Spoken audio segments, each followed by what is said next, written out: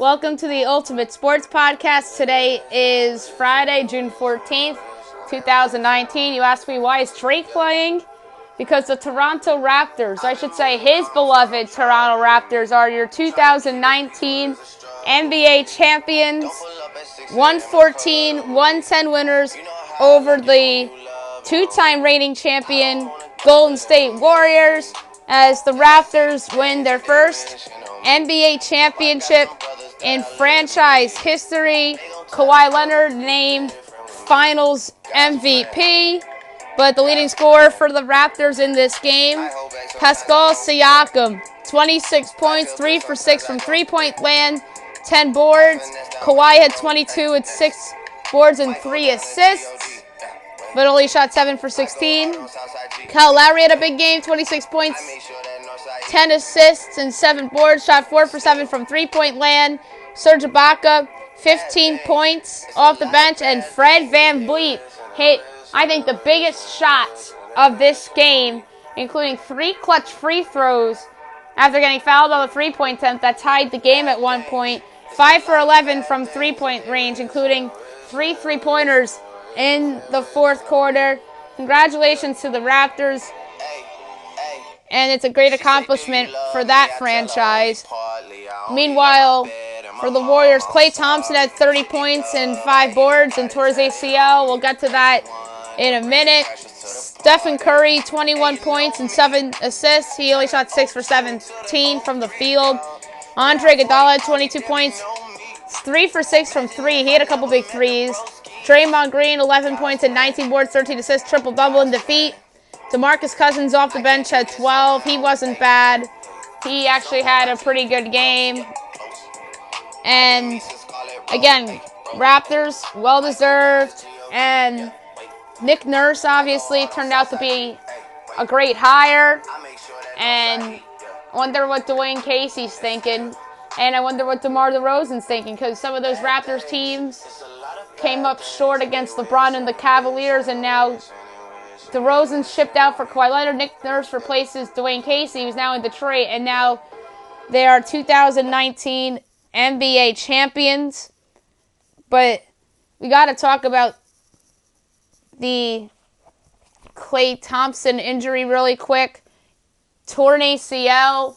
He's out for the year next year, potentially, if not a majority of next year. So they're going to be without Kevin Durant regardless of he resigns or not. Klay Thompson is probably going to resign, although it's not a lock that he stays, in my opinion, although I know the Warriors want to max him out. I thought there was a chance that he'd be a Laker because the ties there with his father being a broadcaster there, but I do think he'll ultimately stay in Golden State, whether he tore his ACL or if he didn't tear his ACL. So that's just a big blow for the Warriors going into next year. And it's just unfortunate. And they're probably not even going to have home court advantage in the playoffs next year. There's going to be a lot of improved teams from the Western Conference, like Denver, like Portland. Maybe one of those two teams is next year's Toronto with the crazy trade. Maybe Denver trades Jamal Murray, Michael Porter Jr., and a future first-round pick for Anthony Davis, and they're in the conversation. So I think the Nuggets are worth a flyer in terms of a futures bet. Portland, let's see if they keep their core together. The Rockets, do they blow it up? Or with the injury to Klay Thompson and Kevin Durant's future uncertain, do they keep the band together with Chris Paul and Clint Capella around James Harden? There's a lot of intrigue for the offseason, but we'll save that for the podcasts next week when I have some guests on. I'm going to have Ryan Berger on next week maybe, and maybe one more NBA guest to talk about the future of the league and what's next for some teams out there. Now we're going to switch to baseball, and we're going to go through those results and look ahead to tonight's games. Braves over the Pirates 6-5. Atlanta's won 7 straight games.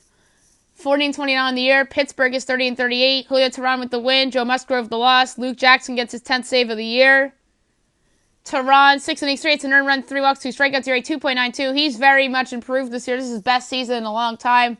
Joe Musgrove, 4 innings, 9 hits, 6 earned runs, 2 walks, 3 strikeouts, ERA 4.87. Twins over the Mariners, 10-5. Minnesota, 45-22. Seattle, 29-43. The winning pitcher for Minnesota, now 2-0 on the year, Ryan Harper. Brennan the loss. He drops to 2-6. Michael Pineda, 5 2/3 innings, 2 hits and a run, 2 walks, 4 strikeouts, ERA 5.04. Yusei Kikuchi, 5 innings, 6 hits and a run, 2 walks, 4 strikeouts, ERA 4.78. Blue Jays over the Orioles, 12-3. Toronto is 25-43. Baltimore is 21-47. Marcus Stroman the win. He's 4-8. Gabriel Noah the loss, 0-3. Stroman, 6 innings, 7 hits and a run, no walks, 5 strikeouts, ERA 3.18. He's pitching very well and increasing his trade value. Noah, 5 innings, 7 hits, 3 runs, no walks, and a strikeout, ERA 5.02. Diamondbacks over the Nationals 5-0. Arizona 37-33. Washington 31-37. Zach Greinke to win, he's 8-2. Eric Feed the loss, he's 1-1. Greinke 7-1, third inning, 2 hits, no runs, no walks, 3 strikeouts, ERA 2.65. He had a no-hitter after 6. Eric Feed 6 innings, 6 hits, 5 runs, 3 walks, and a strikeout, ERA 3.68. Angels over the Rays 5-3. The story of this game is that Shohei Ohtani hit for the cycle. Angels improved to 34-35. Rays are 41-27. Tyler Skaggs to win, he's 5-6. Ryan Yarbrough to loss, 5-3. Cam Bedrosian gets his first save of the year. Skaggs 5 innings, 7 hits, 3 runs, 2 walks, 5 strikeouts. ERA is 5. Ryan Yarbrough 6 innings, 5 hits, 5 runs, a walk, 4 strikeouts. ERA 5.59. So he's regressed from last year.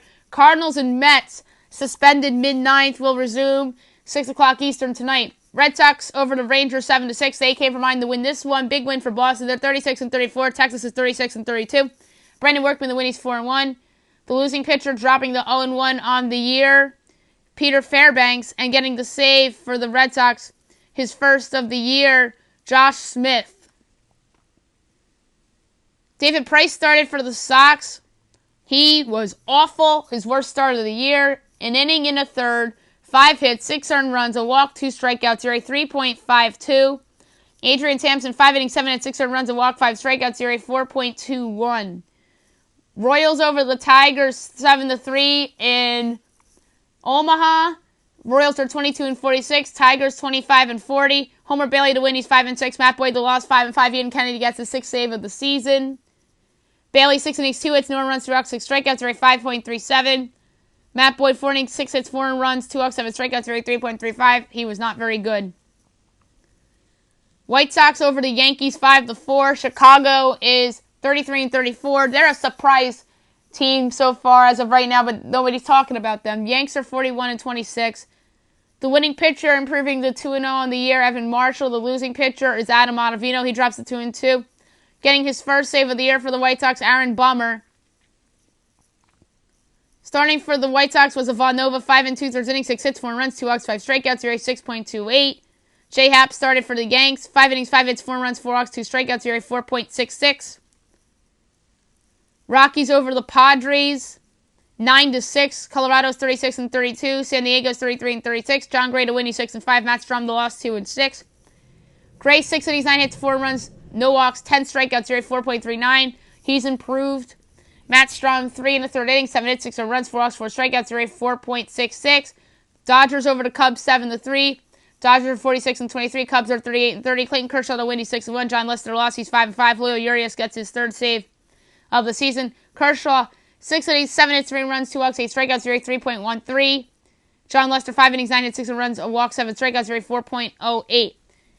Mets and Cardinals will resume at 6 o'clock Eastern tonight. 7 o'clock, Diamondbacks, Nationals. You got Robbie Ray and Max Scherzer. Red Sox, Orioles from Camden Yards.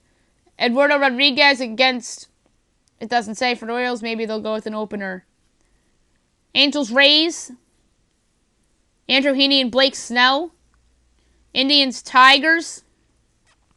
Adam Pluto and Ryan Carpenter.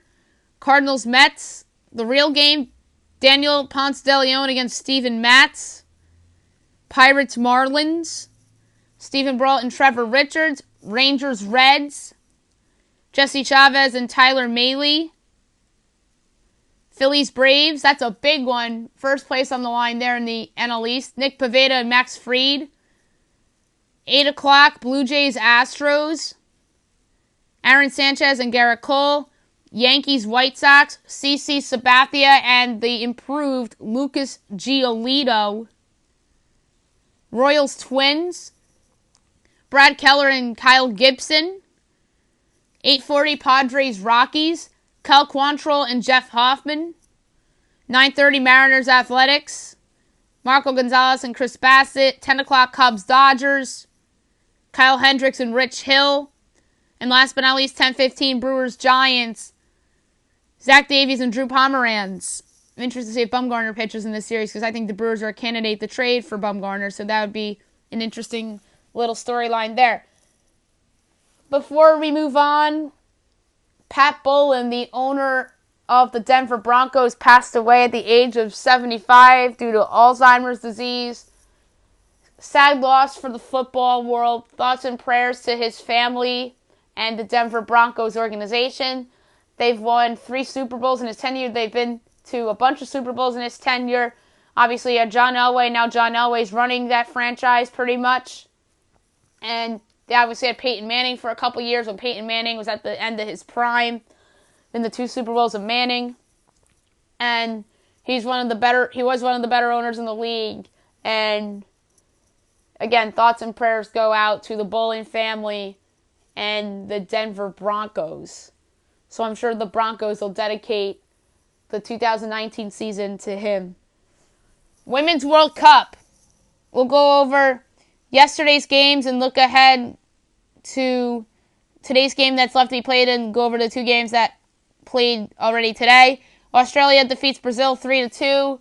Brazil's up 2-0, and then Australia comes from behind and wins. The first goal of the game was scored on a penalty shot by Marta Vieira da Silva to put Brazil up 1-0. Then Cristiane Rosarera puts Brazil up 2-0.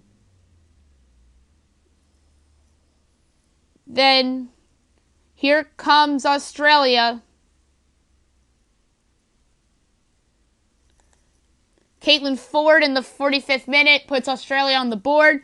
Then Chloe Lagarzo ties it up at 2 apiece in the 58th minute. Then the go-ahead goal in the 66th minute was scored by an own goal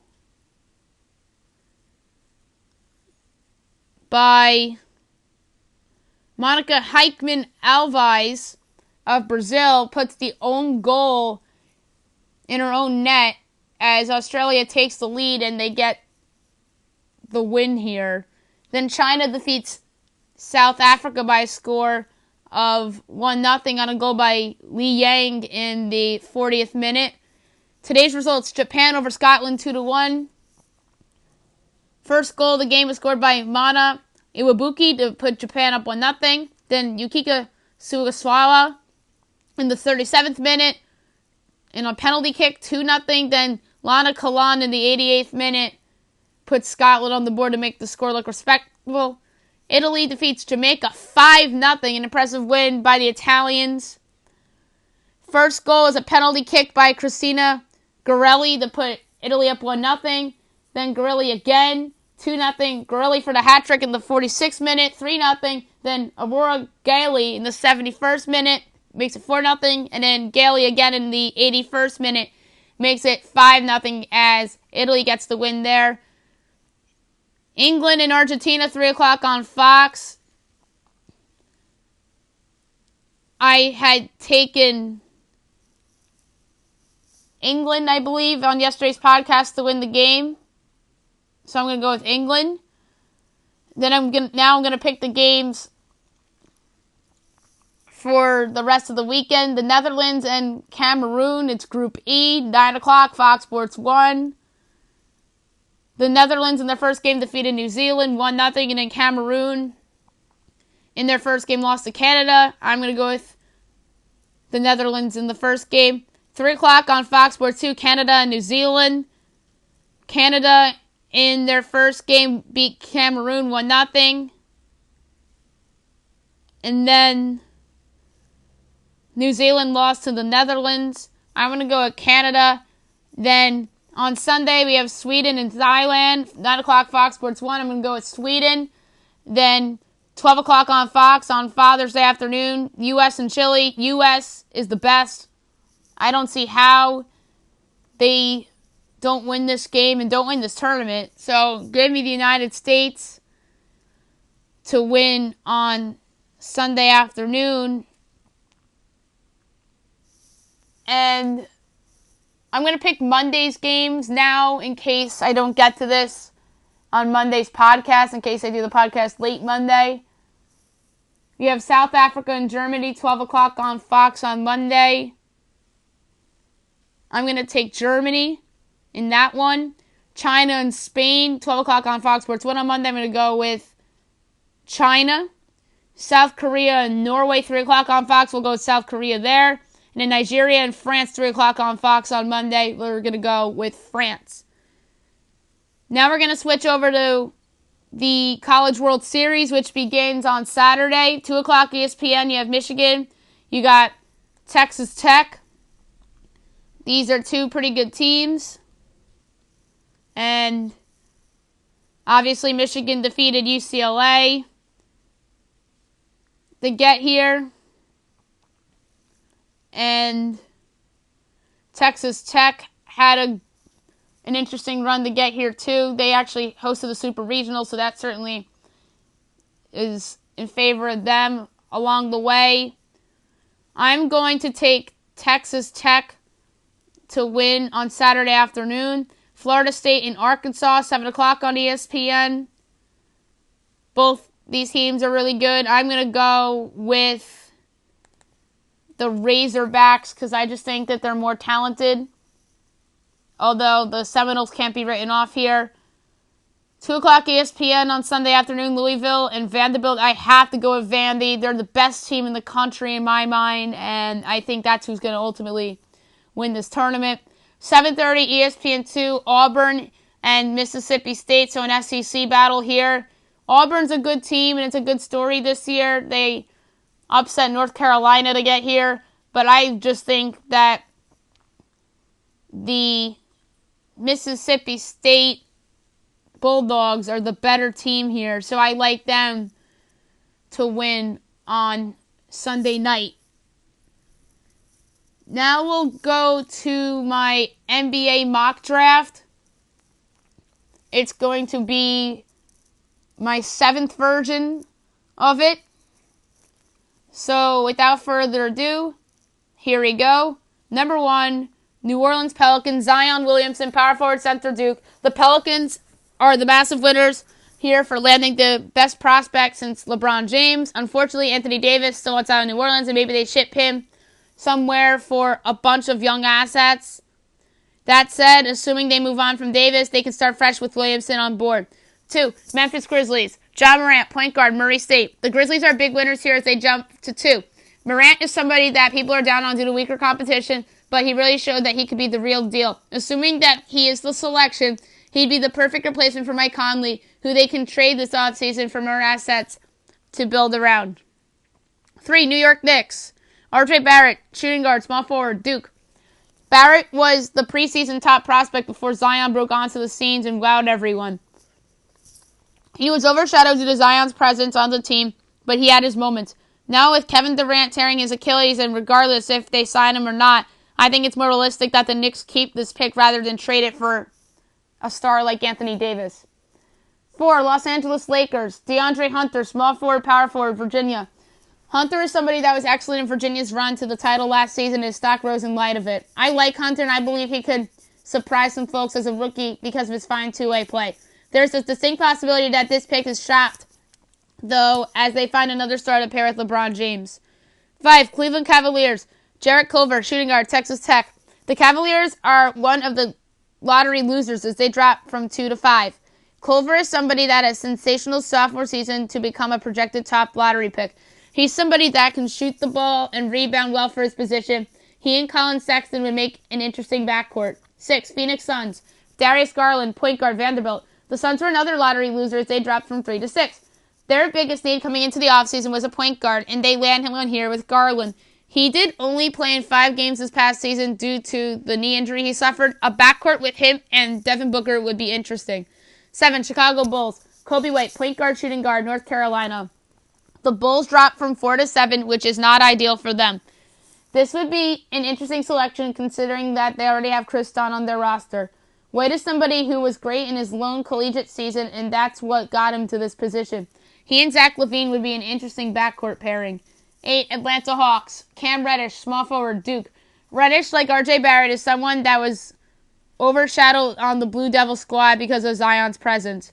Reddish did not shoot the ball well at times throughout the season, and he needs to develop that consistent shot in the pros. If he does that, then the Hawks got themselves another building block to go with the rest of their young core. 9. Washington Wizards. Sekou Doumbouya, small forward, shooting guard, France. Doumbouya is somebody that showed a good jump shot and quality defensive play too. The defensive side needs to be more proven once he's in the league full time. He's somebody that will probably be a bench player for the Wizards that could see G League time if he needs more development time. 10. Atlanta Hawks from the Dallas Mavericks. Jackson Hayes, center, Texas. Hayes is somebody who developed later on in his high school days and carried it over to college. He shot from a high percentage this past season and showed an ability to protect the rim. He would be an interesting fit next to John Collins in their front court. 11. Minnesota Timberwolves. Rui Hachimura, small forward, Gonzaga. Hachimura is somebody that is super talented and really took his game a notch this past season. The buzz at the Combine was that there's very little chance Hachimura slips out of the lottery, with Minnesota generally thought to be a soft landing spot for him. 12. Charlotte Hornets. Nasir Little, small forward, North Carolina. Little is somebody who had an uneven season with North Carolina to the point where Kobe White became the best freshman on the team. He showed flashes of good shooting and always has been a great athlete. He has lottery talent. If he lives up to capability, the Hornets got themselves a player. 13. Miami Heat. Nickeil Alexander-Walker, shooting guard, Virginia Tech. Alexander-Walker had a great sophomore season to improve his draft stock. What makes him a hot commodity is that he can guard multiple positions and play on and off the ball. 14. Boston Celtics from the Sacramento Kings via Philadelphia 76ers.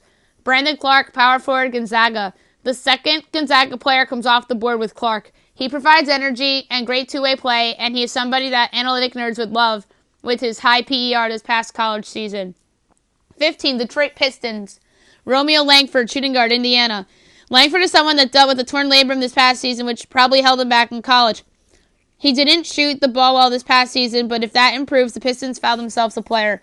16. Orlando Magic. Tyler Herro, shooting guard, Kentucky. Herro is somebody that is a very fast riser of late. He's somebody that can flat out shoot the ball, and the Magic are a team that needs outside perimeter shooting badly. If they take Herro, it would not shock me if he ends up being a big contributor immediately. 17. Atlanta Hawks from the Brooklyn Nets. P.J. Washington, power forward, Kentucky. After finally owning their first-round pick for the first time in a long time, what did the Nets do?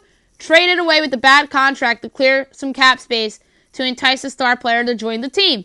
Meanwhile, the Hawks get Washington, who is somebody that has the talent of a lottery pick with his ability to stretch the floor. 18. The Indiana Pacers. Kevin Porter Jr., shooting guard, USC. Porter is somebody that's a lottery talent that could very well dip into the 20s due to the injuries and suspension he had in college. If Porter lived up to expectations he was given before college, the Pacers could be getting themselves a steal. 19. San Antonio Spurs. Goga Bitsi, center, Serbia. This feels like a classic Spurs pick. Bitsi, although there's skepticism because he played overseas, is creative and he's really good in the mid-range and he's crafty with the ball in his hands and is a strong force in the post. 20. Boston Celtics from the Los Angeles Clippers. Ty Jerome, point guard, shooting guard, Virginia. Jerome is somebody that was very good in Virginia's championship run. He's somebody that is versatile and can defend multiple positions very well. The Celtics might lose Kyrie Irving this summer, so they can use more depth and versatility at the position. 21. Oklahoma City Thunder. Bol, center, Oregon. The Thunder take somebody that is perhaps the biggest high-ceiling, low-floor prospect in the draft in Bol. He is somebody with lottery talents that has shown good rim protection and a solid three-point shot for a 7-footer. 22, Boston Celtics. Keldon Johnson, shooting guard, small forward, Kentucky. The Celtics go with the talented winger in Johnson, who has good size and can shoot the ball well. He needs some work done on the defensive side, though, but the Celtics are certainly a team that can help him with that. 23, Utah Jazz. Matthias Thybulle, small forward, Washington. Thybulle is somebody who was curiously left off the NBA Combine list, but has the talent to be a first-round pick. He's somebody that showed fine two-way play with solid three-point shooting and great defensive instincts. 24, Philadelphia 76ers. Cameron Johnson, small forward, North Carolina. Johnson is somebody that was a very steady player in college for the Tar Heels. He's somebody that could defend pretty well and shoot the three ball well. I wouldn't be surprised if he goes higher than this or if he goes in the second round. 25, Portland Trailblazers. KZ Okpala, small forward, Stanford. Okpala is somebody whose stock is rising at the moment due to his length and wingspan. The Pacers could use some wing depth, and Okpala could be a bench guy for them and provide valuable minutes. 26, Cleveland Cavaliers from the Houston Rockets. Nicholas Claxton, power forward, center, Georgia. Claxton is one of the fastest risers as we are less than a week away from the draft. He has great size and mobility, and his versatility will be why he's picked possibly higher than this. 27, Brooklyn Nets from the Denver Nuggets. Carson Edwards, point guard, Purdue. After a fantastic tournament, Edwards' stock has risen dramatically. He's somebody that can score and shoot the ball well from three. Edwards is probably more suited for a bench role, although the Nets probably need more point guard depth, regardless of what they do with D'Angelo Russell or if they end up signing Kyrie Irving. 28, Golden State Warriors. Dylan Windler, shooting guard, small forward, Belmont. Windler is somebody that is very underrated coming into the draft. He's somebody that can flat out score, shoot it from three, and space the floor well. 29, San Antonio Spurs from the Toronto Raptors. Zach Norwell, shooting guard, Gonzaga. This wouldn't be a bad selection as the Spurs take a wing that has been in big games in college and has a nice all-around game. The Spurs are a team that needs wing depth, so this pick would make sense. 30, Milwaukee Bucks. Bruno Fernando, center, Maryland. Fernando is somebody that is tantalizing upside that averaged a double-double this past season. He has an NBA-ready body and could be a contributor for the Bucks and could start for them if Brook Lopez bolts this summer. Now up, the NHL mock draft, my 5th edition of it. I haven't done an NHL one in about a month. Without further ado, here we go. I'm trying to be quick with this one. 1, New Jersey Devils, Jack Hughes, center, U.S. National Development Team. Hughes is somebody that people have been talking about since last year. He's going to come in and have an immediate impact on the team that needs young assets to go with Taylor Hall and former number 1 overall pick, Nico Hischier. 2, New York Rangers. Capo Caco, right wing, Lehigh, TPS. The Rangers have to be thrilled for making this big of a jump in the lottery. Caco is somebody that will jumpstart this rebuild. He's broken a ton of scoring records in Lehigh. 3, Chicago Blackhawks. Alex Turcotte, center, USNDT. Turcotte is somebody that is very dynamic. He's somebody that thrived in the World Championship and would be a good number 2 center behind Jonathan Toews as Toews ages out. 4, Colorado Avalanche from the Ottawa Senators. Kirby Dach, center, Saskatoon, WHL. Dach is one of the faster risers with a week to go before the draft. He's one of the more NHL-ready players. The Avs get somebody here that could be the number 2 center behind Nathan McKinnon. 5, Los Angeles Kings. Bowen Bryant, defenseman, Vancouver. The Kings have options here. They can trade down, take a forward, or take a defenseman here. So I have them taking Bryant. He's the best defenseman in the draft, and they need more young defensemen as Drew Doughty is aging. 6, Detroit Red Wings. Cole Caulfield, forward, USNDT. The Red Wings could go in a number of directions here. Caulfield is someone whose stock is rising due to his versatility, and he could pan out as a top 6 guy. 7, Buffalo Sabres. Dylan Cousins, center, Lethbridge, WHL. Cousins has a lot of potential. He's dynamic and would give the Sabres a great number 2 center behind Jack Eichel. 8, Edmonton Oilers. Trevor Zergas, center, wing, USNDT. Zergas also is somebody whose stock is rising because of his versatility. He's somebody that I can see the Oilers moving up and down their lineup. 9, Anaheim Ducks. Vasily Podkolzin, right wing, St. Petersburg, KHL. Podkolzin was great in the World Junior, but wasn't putting up stats offensively in Russia. He's somebody that could slip because of contract concerns with the KHL, but at the same time, he could be a top 5 pick. 10, Vancouver Canucks. Matt Boldy, right wing, USNDT. Boldy is yet another USNDT player taken in the lottery. He has a lot of size and can score the puck from both sides of the wing. and somebody that the Canucks would like. 11, Philadelphia Flyers, Peyton Kerbs, left wing. Kuntane, WHL. Kirby is somebody that is dynamic and somebody that has a good hockey IQ. 12, Minnesota Wild, Victor Soderstrom, defenseman. Brinas, super elite. The Wild take a defenseman here, and the Wild are a team that needs youth on the defensive side. He's smart and very reliable. 13, Florida Panthers, Philip Broberg, defenseman, AIK, Sweden. The Panthers can go a number of directions here. Broberg is somebody that has a good offensive defenseman, that's good vision, as well as controls the game well in all zones.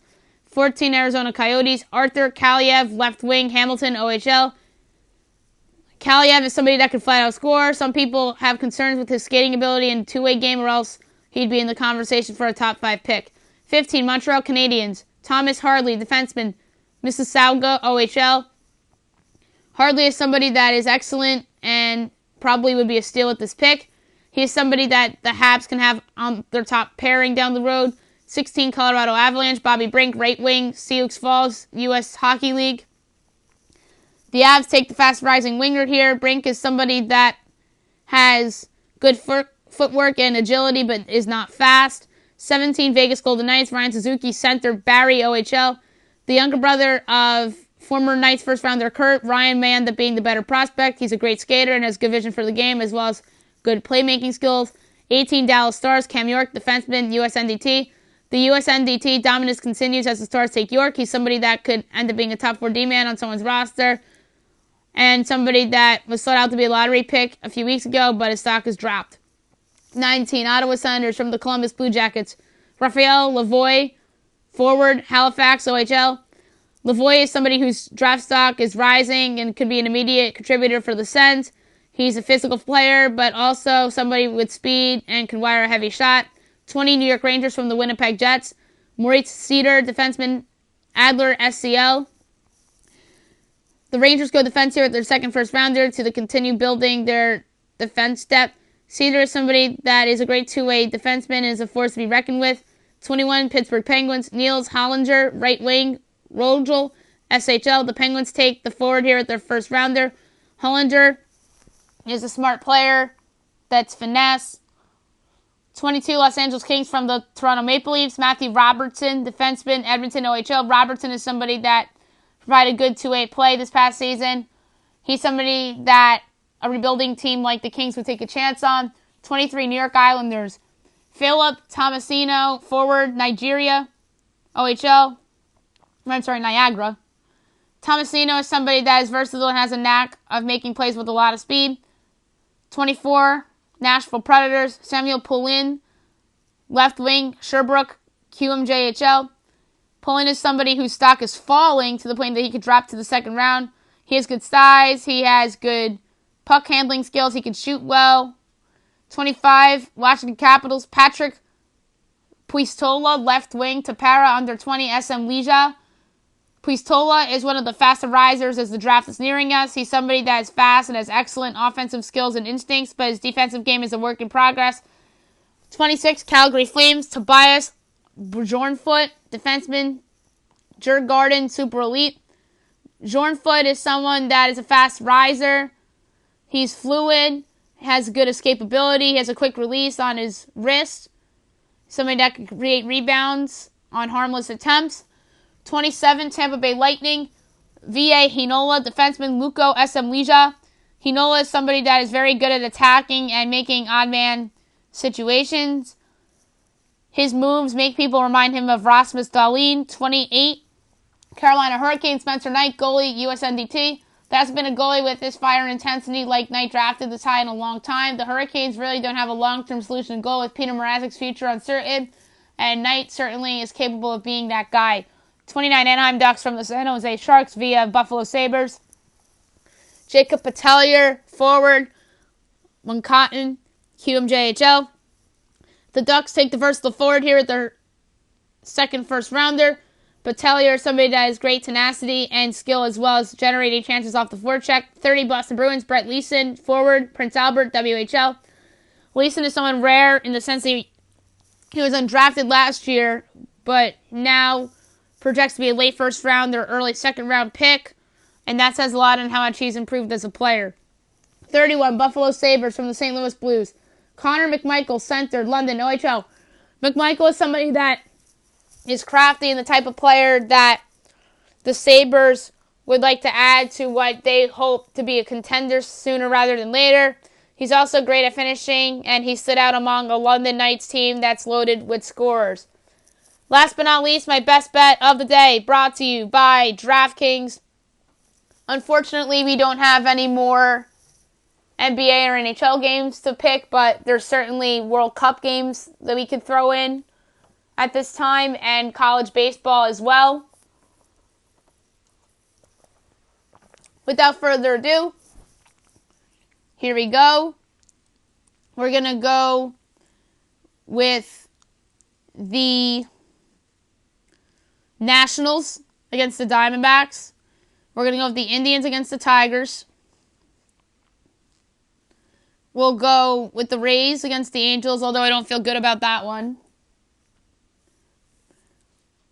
I love how Atlanta's playing, but the Phillies are not a bad team by any stretch of the imagination. We'll go with the Twins. I think they've earned the respect to be here. We'll go with the Astros as big favorites against the Blue Jays. We'll go with the Athletics because of how bad the Mariners have been playing. The Brewers are an interesting call, but I'm not going to go there. We'll go with the World Cup. We'll go with England as their huge favorites today over Argentina. We'll go with the Netherlands tomorrow. And we'll go with Canada tomorrow. 18-1 odds. 50-cent wager. Payout of $9.83. That's it for the podcast today. I'll be back on Monday recapping everything from the weekend. We'll have NBA and NHL mock drafts every day next week. We're going to have a couple guests on next week as well. World Cup, baseball, obviously. We'll go over the U.S. Open results as well. I hope you guys have a great day, everybody.